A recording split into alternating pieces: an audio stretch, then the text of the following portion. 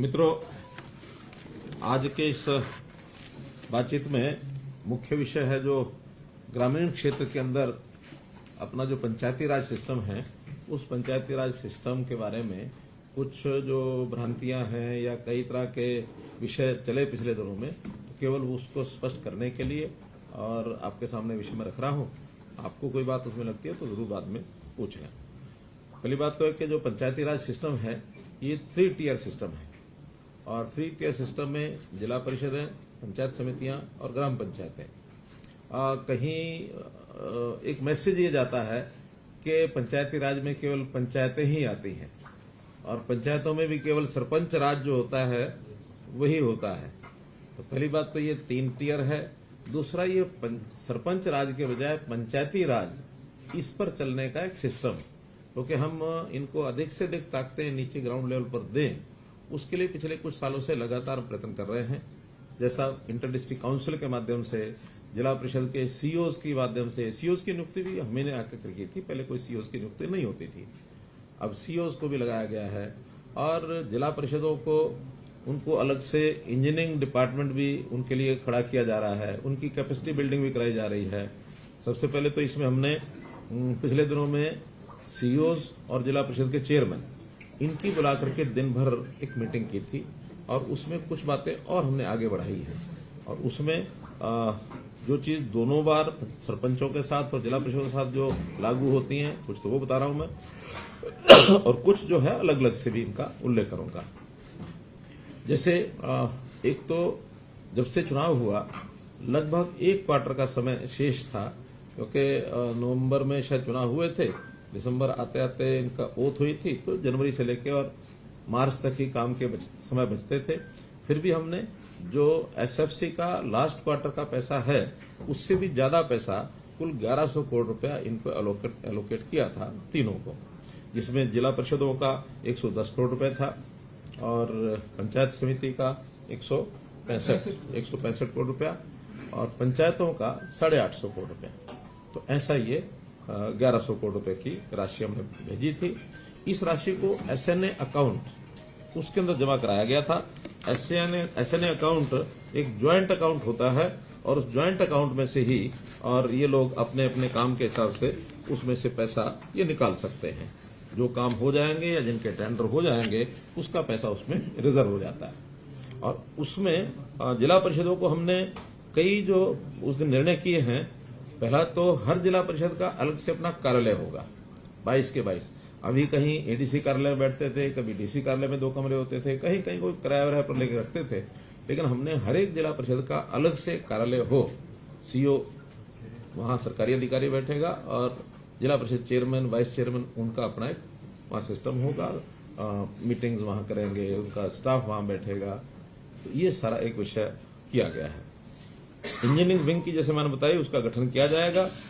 कर्नाटक में इसका बहुत अच्छा उदाहरण है जिला परिषदों का, वहां अच्छी सशक्त हैं और हमने ये भी किया है कि कुछ प्रतिनिधि जिला परिषद का, एक आध आदमी, एक आध पंचायत समिति का, सरपंचों में से भी, और कुछ हमारे अधिकारी जहां जहां पंचायती राज सिस्टम अच्छा है उसको अध्ययन करने के लिए भी जाएंगे, ताकि वहां क्या अच्छा है उसको बेस्ट प्रैक्टिस जो भी हैं देश भर में उनको अडॉप्ट करेंगे।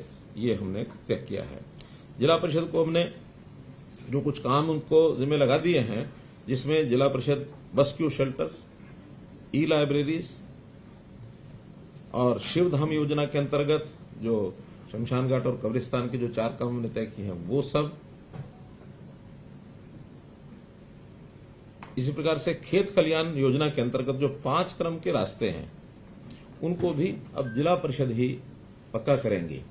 पहले अब ये 5 क्रम के जो रास्ते थे, 5 क्रम के तो हैं मार्केटिंग बोर्ड के, 4 क्रम या इससे नीचे के ये जिला परिषद करेंगी। और मार्केटिंग बोर्ड की जो सड़कें हैं उनकी मेंटेनेंस, रिपेयर, ये जिला परिषद करेंगी। हर ब्लॉक में 5 बड़े गांव जिनकी सबसे ज्यादा आबादी है या 10,000 के आबादी के सब गांव, अगर वो 5 से ज्यादा भी हैं ब्लॉक में, तो वो भी उसके अंदर स्ट्रीट लाइट लगाने की जो व्यवस्था है ये जिला परिषद के द्वारा कराई जाएगी। ग्रामीण क्षेत्र में पीएचसी, स्कूल मरम्मत का कार्य ये भी जिला परिषदें करेंगी। आंगनवाड़ी भवन तथा उसका रखरखाव, मिड डे मील योजना की मॉनिटरिंग और इसका फीडबैक ये भी सब जिला परिषद के जिम्मे लगाया है।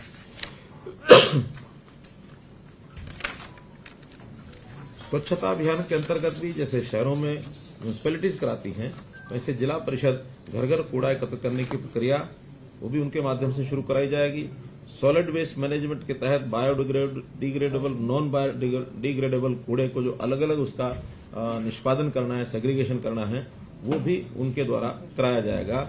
इस प्रकार से ग्रामीण क्षेत्र में जो स्वच्छता व्यवस्था का जो बड़ा काम है, ये जिला परिषदों के माध्यम से और इसको इनिशिएट किया जाएगा। और अब हम हर महीने में जिला परिषद के जो सीईओज हैं और चेयरमैन हैं, उनकी मीटिंग अलग अलग से होगी और हर 3 महीने में एक ज्वाइंट मीटिंग इनकी हुआ करेगी, ताकि इनके काम का एक मूल्यांकन ये समय समय पर लगातार हम करते रहें।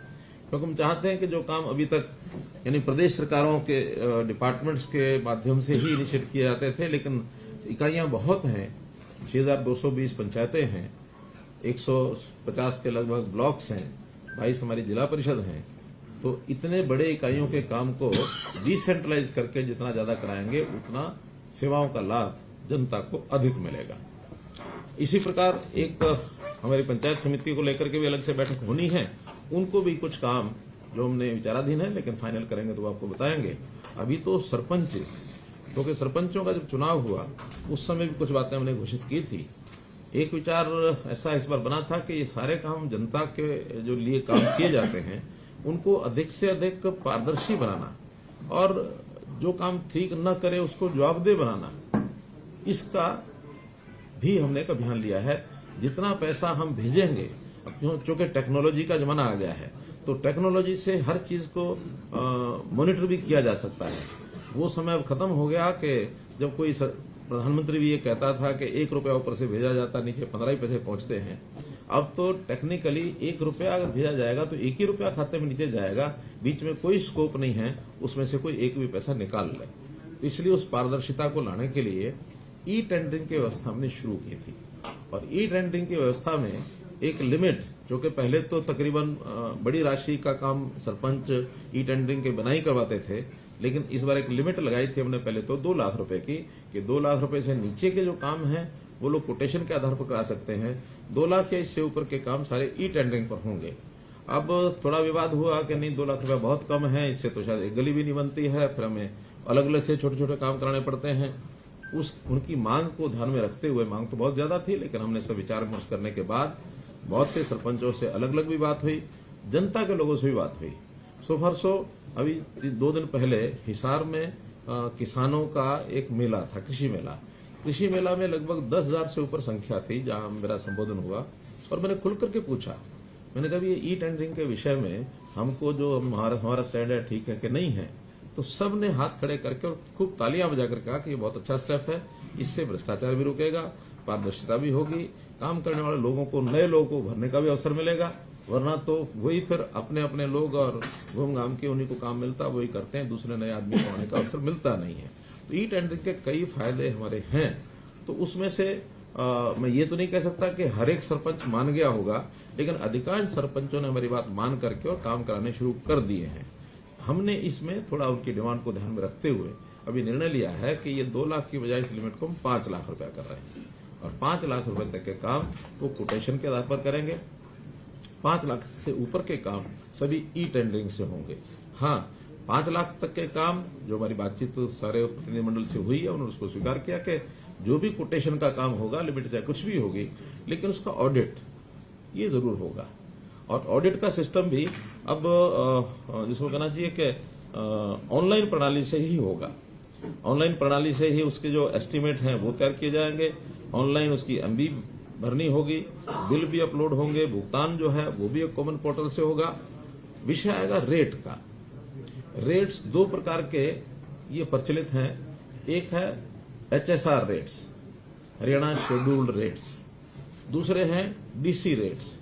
लोकल लेवल पर डीसी रेट शायद इसीलिए बनाए गए हैं कि हर जिले में इस प्रकार की चीजों के रेट थोड़ा डिफर करते हैं, चाहे रेत का रेट है, चाहे ईंटों का रेट है, चाहे मानो टाइल्स का रेट है, क्योंकि जो बल्कि मटेरियल होता है उस रेट को वहां के लोकल परिस्थिति के हिसाब से रखना पड़ता है, उसका फ्रेट कितना लगता है, कितनी दूर से लाना पड़ता है, इसलिए एक ही रेट नहीं रखा जा सकता।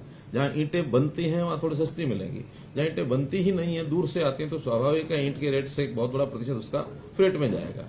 यही स्थिति मिट्टी की, रेत की, इंटरलॉकिंग टाइल्स की, कभी कभी मजदूरी भी अलग अलग होती है। कुछ स्थानों पर मजदूरी सस्ती होती है, कहीं कहीं एनसीआर एरिया में मजदूर महंगा मिलता है, तो उन रेट्स का थोड़ा डिफरेंस ये हमेशा रहता रहा है। इसमें अब उनकी मांग क्या थी कि इन रेट्स को रियल लेवल पर लाया जाए जो मार्केट रेट है।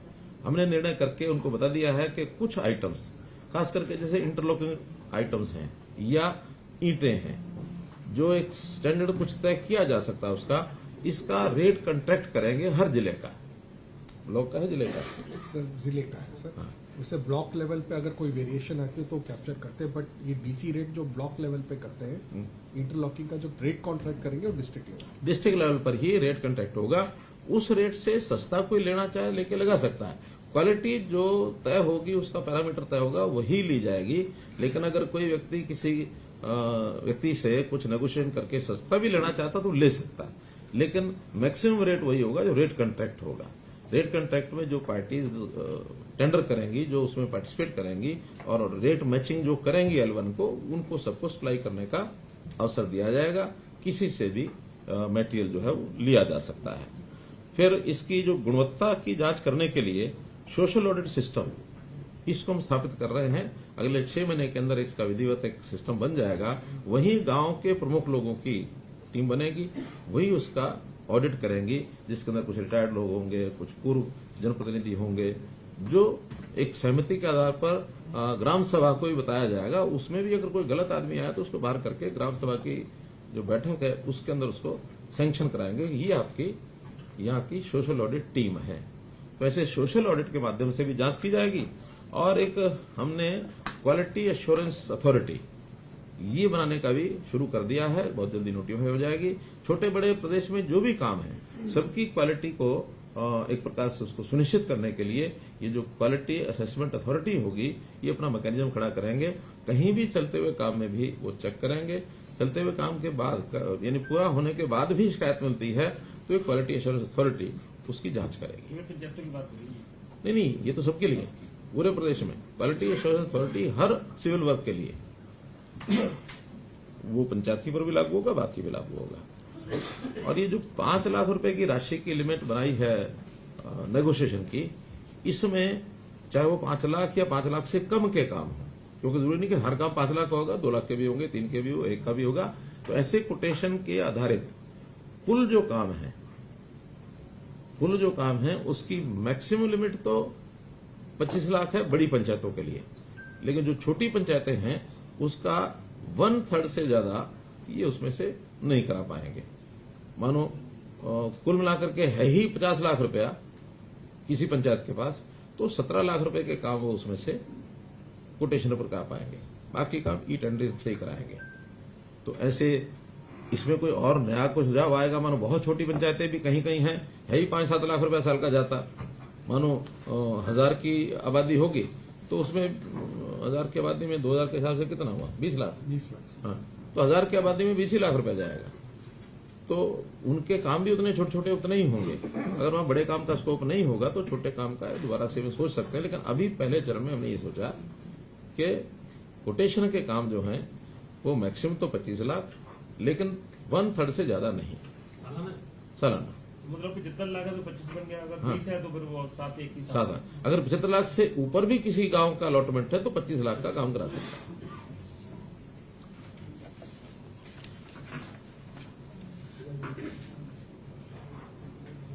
भाई ये 1/3 नहीं है, हमारे निर्णय में ये 50% है। 50 यानी 50%। 50 और 25 आप बताइए, 50% 20 का 10 कर सकते हैं। हाँ, 20 का 10 कर सकते हैं, 50 का 25 कर सकते हैं। whichever is lower, sir. whichever is lower,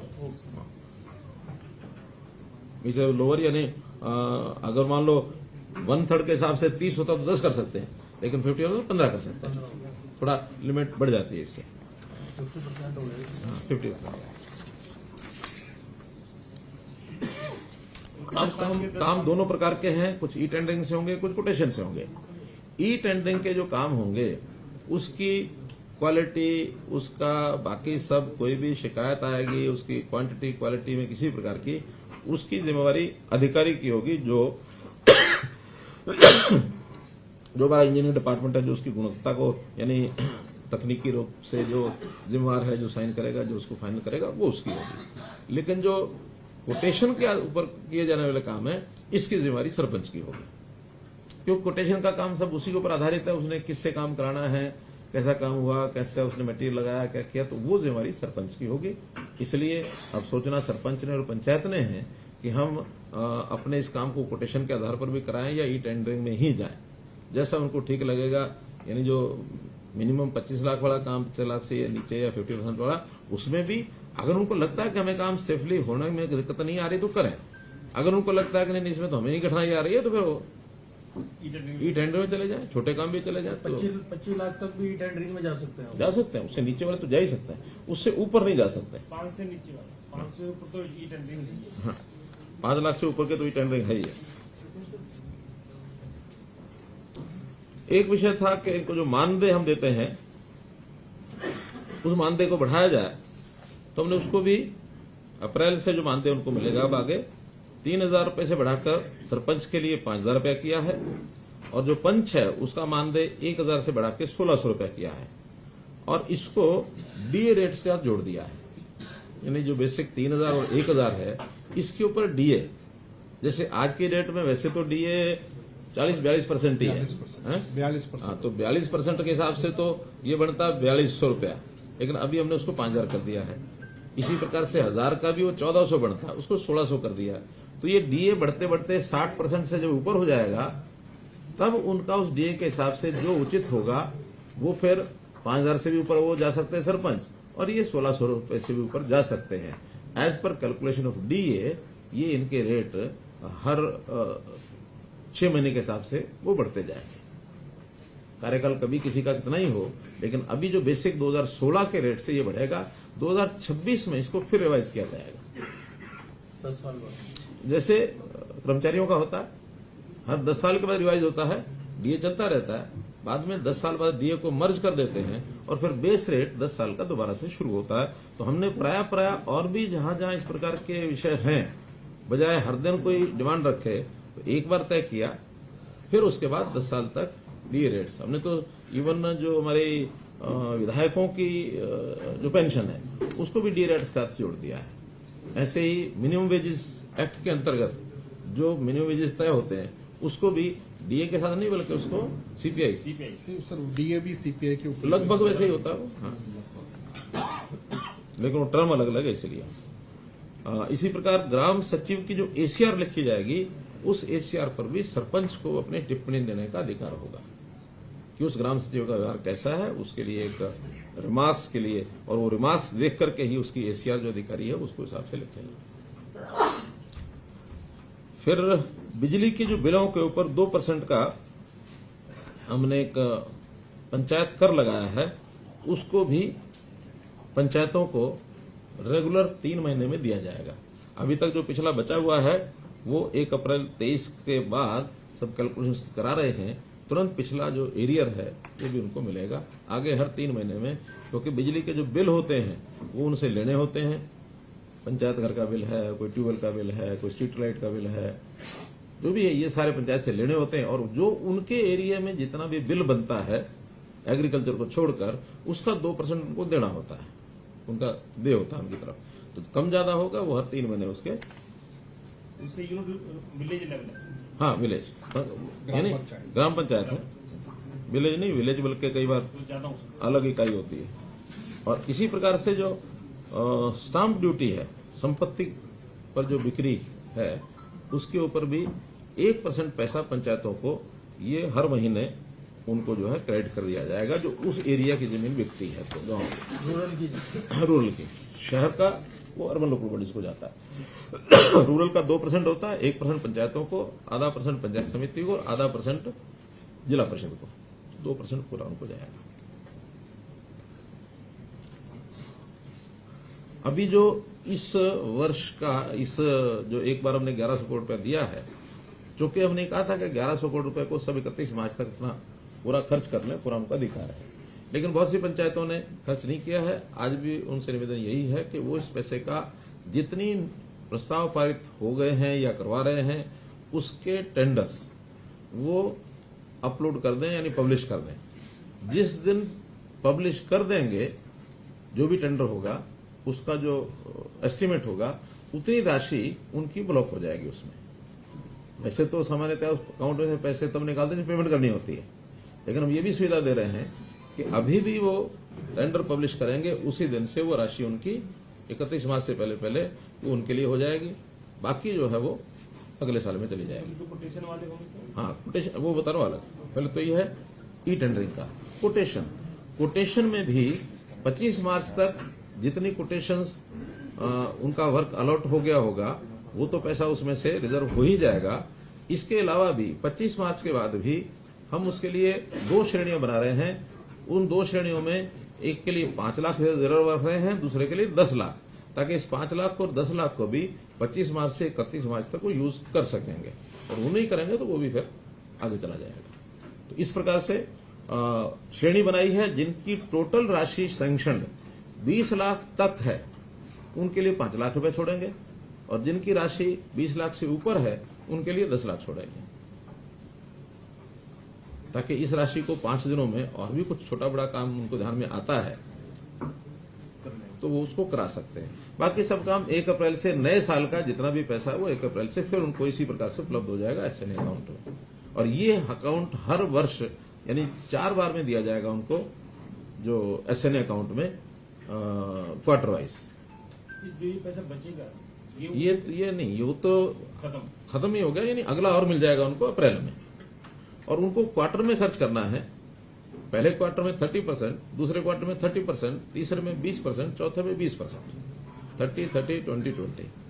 जो पैसा उनका है वो उन्हीं का है। हाँ, बचे हुए पैसे का उपयोग जहां जरूरत ज्यादा है या जिन लोगों ने काम ज्यादा कराना है उनको ट्रांसफर करेंगे, पैसा वो उन्हीं का है। और इस समय तक जो कामों का हमारे पास ये जो शर्त लगा रहे हैं, ये तो पंचायतों की अपनी आमदन का पैसा एक हम सरकार से भेजते हैं, तो ये जो सरकार से भेजते हैं उसी की बात है। हाँ, अपना तो उनके पास वो उनका है ही। ये तो सरकार से जो उनको स्टेट फाइनेंस कमीशन का पैसा दिया जाता है उसी के लिए। हमने जो 1100 करोड़ दिया ये स्टेट फाइनेंस कमीशन का ही है। इसमें सेंट्रल वाला पैसा नहीं है, इसमें उनकी अपनी आमदन नहीं है, इसमें स्टैंप ड्यूटी नहीं है, इसमें ये जो बिजली का बिल वो नहीं है। सिर्फ स्टेट फाइनेंस कमीशन का जो पैसा 1100 करोड़ रुपए दिया, अगले साल का टोटल जो बनेगा वो अभी बजट में तय हो जाएगा कि कितना हमने देना है, उसका 30-30-20-20। और उसमें भी पहला काम हम ये करते हैं कि जो कमिटेड एक्सपेंसेस होते हैं उस पैसे में से सबसे पहले वो निकाल सकते हैं। सैलरी है, कोई इंटरेस्ट देना किसी चीज का, कोई किराया देना है, या बिजली का पैसा आया कम है देना ज्यादा है वो दिया जा सकता है। तो जो कमिटेड एक्सपेंस देना है वो तो देना ही है। विकास के काम के लिए जो बाकी बचा पैसा उसको वो यूज करेंगे। अभी तक जो स्टेटस है, कुल 6220 पंचायतें हैं, 217 हैं जो चुनी गई थी, 3 पंचायतों का चुनाव नहीं हुआ था। तो 6217 में अभी तक 5048 पंचायतों ने प्रस्ताव पारित किए हैं। 1169 पंचायतें ही ऐसी हैं जिन्होंने भी कोई प्रस्ताव पारित नहीं किया, और इसमें 2 लाख से नीचे के, 2 लाख के ऊपर के, कुछ पंचायतों ने दोनों किए हैं, 2 लाख नीचे ऊपर दोनों। तो ऐसे कुल काम 9418 काम हैं जो आज की डेट तक प्रस्ताव पारित हो चुके हैं। राशि का इसमें अभी मेरे पास नहीं आया है, लेकिन 1100 पंचायतें हैं 6217 जिन्होंने प्रस्ताव डाले 5048। सर, इसकी एस्टिमेट बनती है प्रस्ताव के बाद। हाँ, पहले प्रस्ताव पास होता है, फिर उसका एस्टिमेट बनता है, एस्टिमेट के बाद फिर एडमिनिस्ट्रेटिव अप्रूवल होता है। अब तो 1500 ही बच गई, मतलब 1100 को चाहिए 1169 हैं जिन्होंने अभी प्रस्ताव डाला नहीं है। लेकिन चूंकि अभी तक कुछ लोग हो सकता है इस निर्णय के इंतजार में हो, कितना होगा कितना नहीं होगा। आज निर्णय कर दिया है, अब इसके बाद भी अभी 14 दिन का समय और 15 दिन का समय शेष है। आज 15 तारीख ही है, 15 है, तो आज 16 दिन अभी शेष हैं। इसमें भी ये लोग डाल सकते हैं, तो इसके लिए इनका आह्वान है कि इसको डालना ही चाहिए। तो इस प्रकार से ये सारा विषय हुआ है। आज की डेट में जो एक प्रस्ताव जो अपलोड हुए हैं, उसका भी एक आंकड़ा हमारे पास था।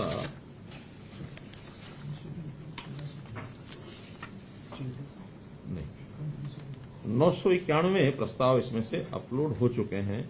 एडमिनिस्ट्रेटिव अप्रूवल भी लगभग 1400 की हुई है।